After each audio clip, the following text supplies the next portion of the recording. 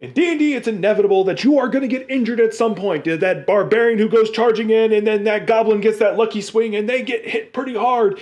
And sometimes even people go down. But what about the injuries? We might usually describe them as cuts and scratches, but sometimes that's not enough. Sometimes you want actual injuries to be in the story. So, how does a DM introduce this concept without crippling, quite literally, the characters? Break into that. Under normal circumstances, a lot of players look at it, okay, use cure wounds. Hey, drink a healing potion, and they're perfectly fine. That arm regrows. And that doesn't always feel right in the realistic setting of a game, potentially, depending on how you're looking at it. So what do you do? What do you do in this scenario? The way I have interpreted healing items is that they don't heal wounds that your body can't naturally heal.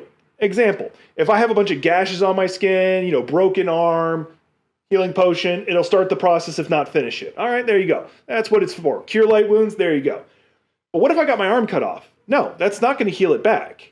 It'll stop the bleeding, but it won't heal it back because my body can't naturally replace that arm. I'm not a lizard, unless I am a lizard. That's another conversation. A DM can allow for this to happen. Just a bad series of roll, character went down, and you're like, hey, you give yourself an injury. Oh no, you lost an arm. All right, so until they're able to get back to a major city, that character now doesn't have an arm. Just a flesh wound. They can temporarily find ways of fighting around. They're only using a one-handed sword instead of a two-handed sword, making long swords actually much more appropriate.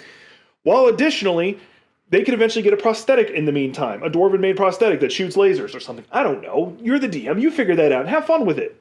But once they get back to the city, then they can go seek out somebody who has high-level healing. They're not restoring hit points at that point. They're just restoring the missing arm.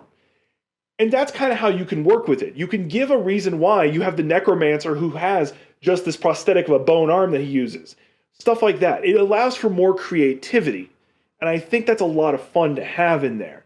And it feels something that a lot of DMs can incorporate, with giving it a touch of realism without literally taking away from the players permanently, unless they want to go with it. Character got blinded permanently? Well, there you go. They can eventually seek out somebody to restore their eyesight, or maybe they develop blind sight. You can have fun with it. If you want to know next time I drop a D&D video or any other geek stuff videos, hit that subscribe button. If you got other suggestions for D&D stuff I might want to talk about, comment section down below.